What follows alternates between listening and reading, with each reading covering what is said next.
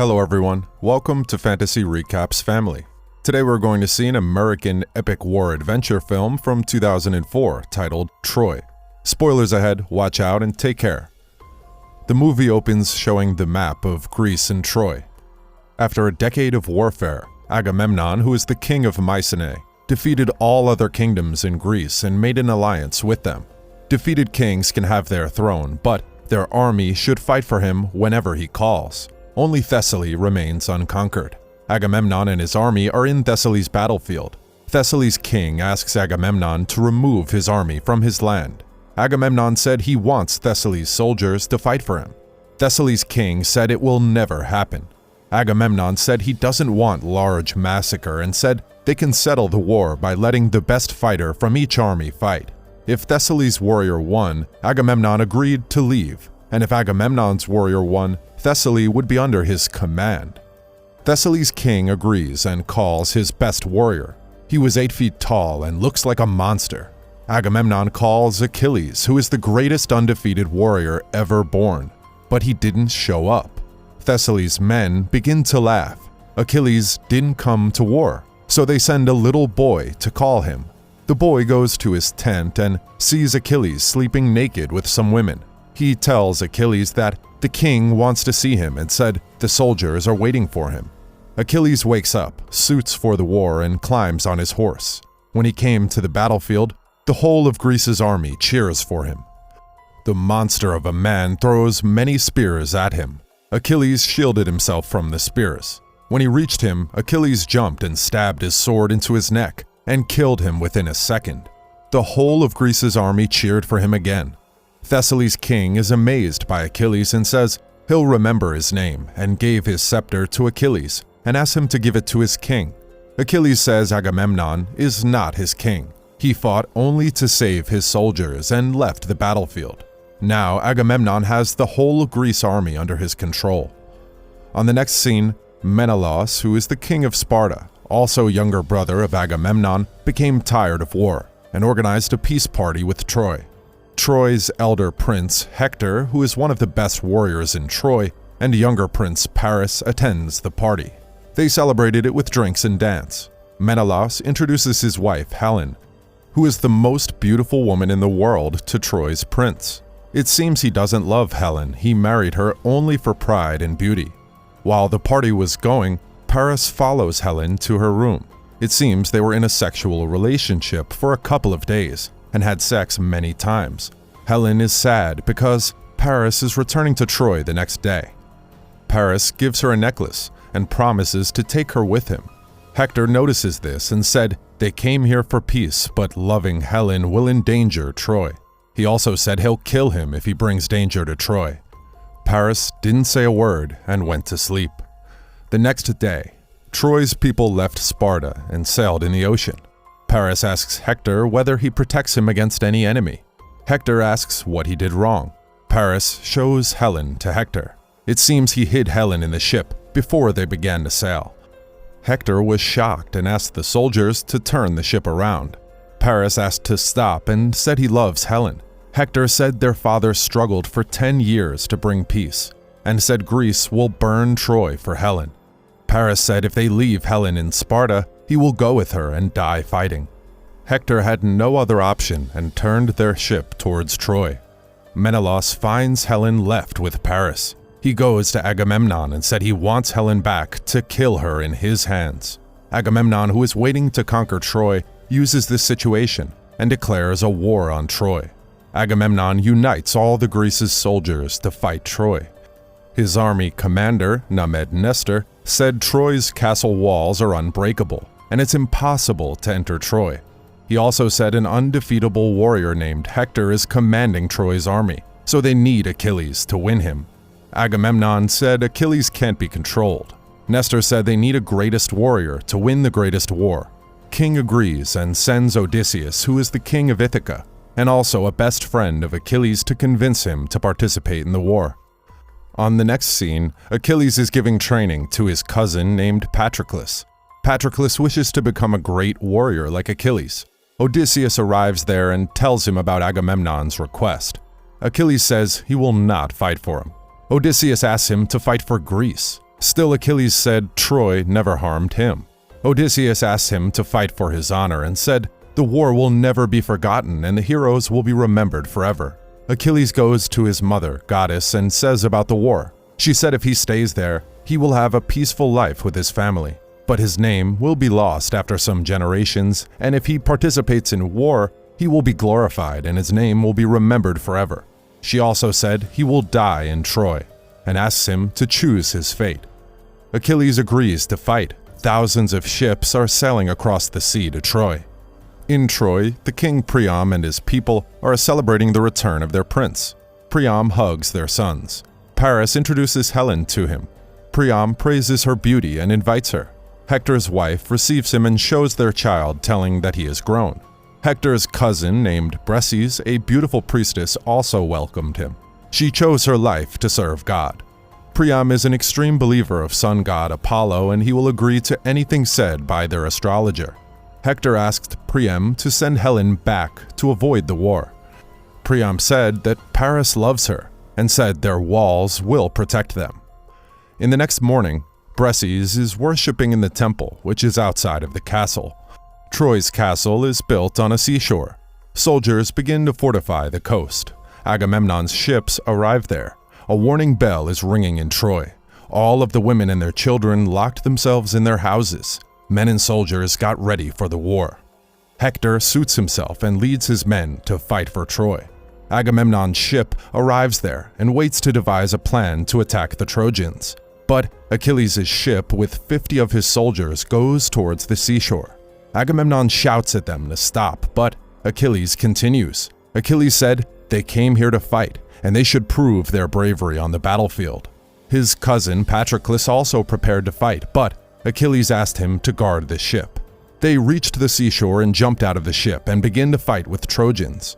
Hector leads his army and the fight is going on vigorously. Agamemnon thought Achilles' men would die, but they killed most of the Trojans. Other soldiers on the ship cheered for him. A commander of Spartans named Ajax also reached the seashore and fights with the Trojans. They defeated most of the soldiers and took over Apollo's temple. Achilles broke god Apollo's head in the statue, and soldiers killed priests in the temple. Hector enters the temple. Achilles and Hector meet each other. Achilles asks Hector to be with his wife and says they can fight the next day. Soldiers asked Achilles why he let Hector go. Achilles said it's too early to kill a prince. All the Trojans went inside the castle. Achilles captured the seashore and led all Greece soldiers to make their camp. Everyone shouted Achilles' name again and again. Agamemnon was jealous of him. Ajax said he is honored to fight beside him.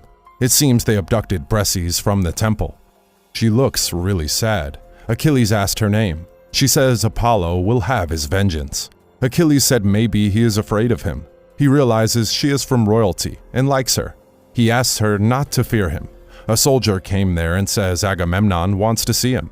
Achilles goes there. Though Achilles led to today's victory, all the old men praised Agamemnon. Agamemnon said he wanted to speak with Achilles privately, and others left the place. Agamemnon tells him history remains kings and not soldiers, and said Achilles' name will be forgotten, and his name will remain forever. Achilles said first he needs to win this war to declare himself a king. Agamemnon kidnaps Bresis to persuade Achilles. Achilles tries to kill their soldiers, but Bresis says she doesn't want anyone to die for her. Achilles becomes silent and said he'll kill Agamemnon if he touches her and leaves the place. In Troy, they burn the dead soldiers and mourn for them. Wives and children of the dead soldiers cried. Priam organized a council meeting. Some of them said they should surrender, but others said their wall will protect them, and Hector can lead them to victory. Their astrologer says he got signs from birds and said Troy will win. Hector said birds won't decide our victory, and said they need to plan a strategy. Paris said that this is his mistake, and he'll ask Menelaus for a duel, and the winner will take Helen home, and the loser will die. Priam and Hector tried to stop him, but he decided to do it to save the Trojans. Hector's wife asked him not to participate in the war. Hector said he needs to do it for Troy and his son. In the middle of the midnight, Helen tries to run out to surrender herself so that Greece will leave Troy. Hector catches her and says The war is not about love, it's Agamemnon's crave for power. He said Agamemnon will destroy Troy, even if she surrendered. Helen realizes it and goes to see Paris. The next day, both armies marched to begin to fight. Achilles refuses to go and stays in their camp. Patroclus showed interest to fight. Achilles asked him not to waste his life following a dumb king's order, and asked him not to fight. In the seashore, both armies stood in their position, as Troy's new princess Helen also watched to fight with the king. Paris asked for a duel with Menelaus. Agamemnon says he has two conditions to end the war. One, Helen must be sent to Greece, and second, Troy should fall under his command, and whenever he calls, they should fight for him.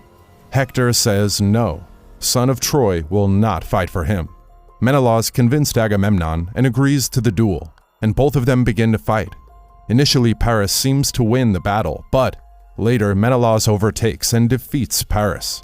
While Menelaus is about to kill him, Paris goes to Hector and asks for his help. Hector intervenes and kills Menelaus. Agamemnon gets angry and started the war. Troy's archers killed Spartans from their castle.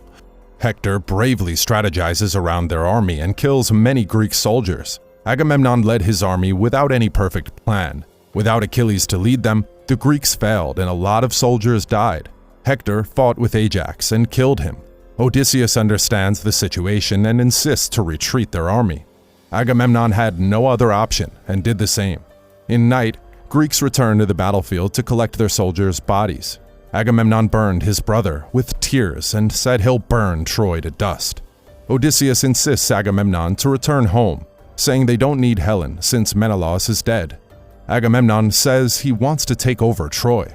Odysseus says to win the war, they want Achilles. Agamemnon said Achilles won't listen to him. Nestor said that they should return Briseis to convince him. Agamemnon said he gave her to his men.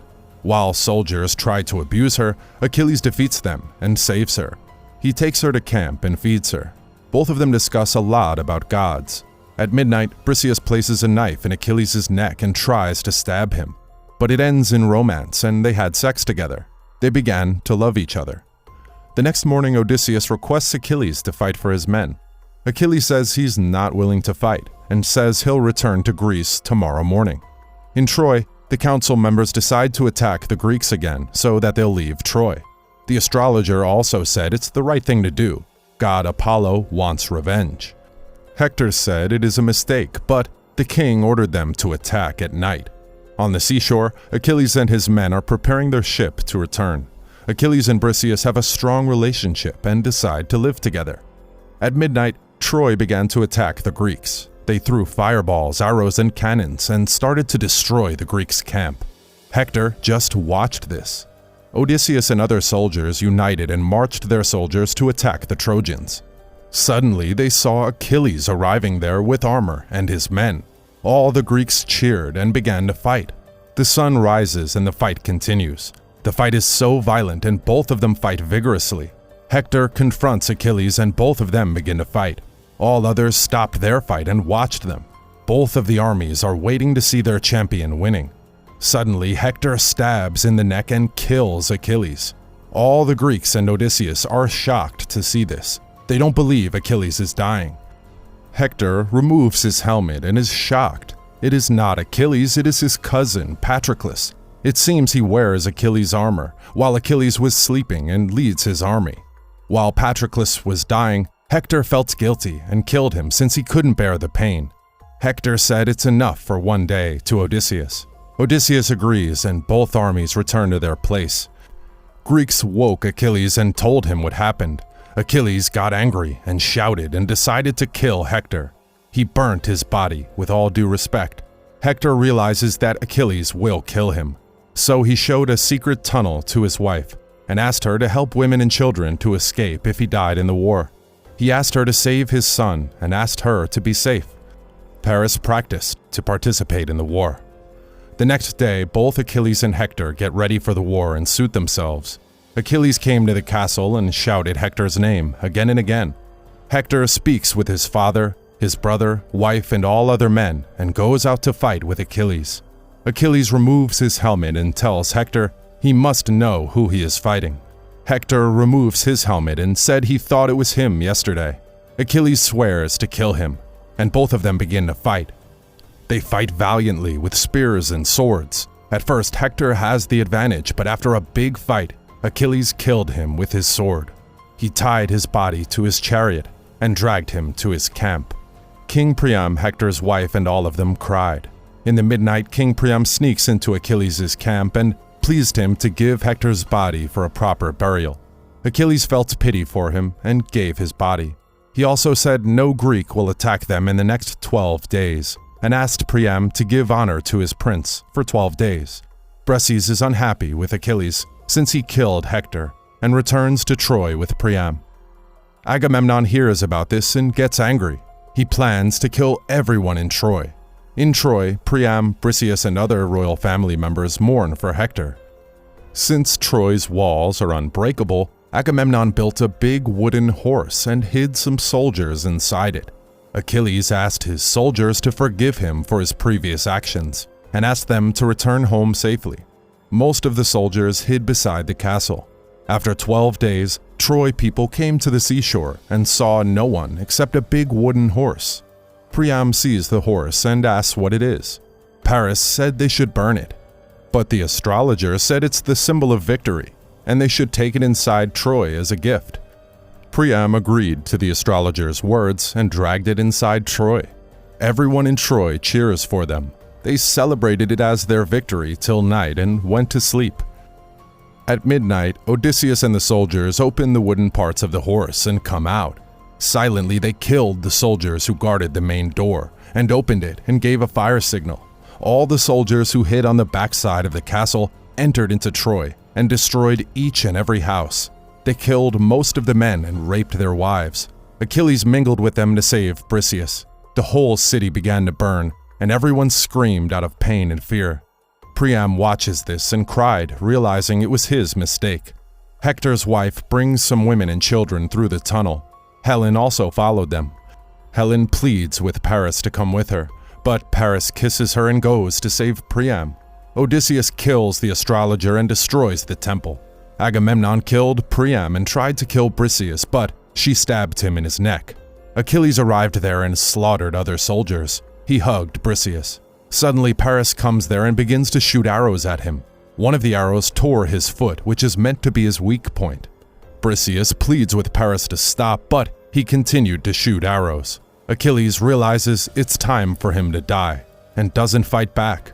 He kissed Briseis, saying he gave her peace and asked her to go with Paris. Briseis refuses, but Paris takes her and escapes through the tunnel. Achilles dies. The whole city is burning. Odysseus burns Achilles with all due respects. All Greeks kneeled before his burial. Odysseus says he is honored to live with Achilles and Hector. On the other side, Briseis, Paris, Helen, Hector's wife, her son, and a few other people escaped from Troy and walked into the mountains. They're going to build their Troy once again, and the movie ends here. Much thanks for watching, guys. If you liked this video, please consider subscribing to our channel. I'll see you in the next one. Till then, take care.